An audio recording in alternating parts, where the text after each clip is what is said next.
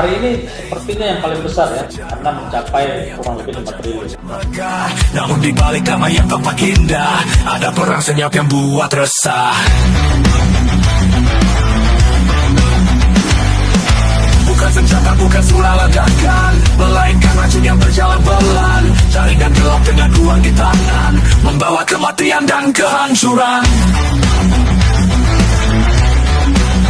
Di balik damai Aceh yang terlihat, ada pertempuran yang sulit dilihat. BNN Aceh berpacu melawan waktu, melawan raksasa yang penuh tipu.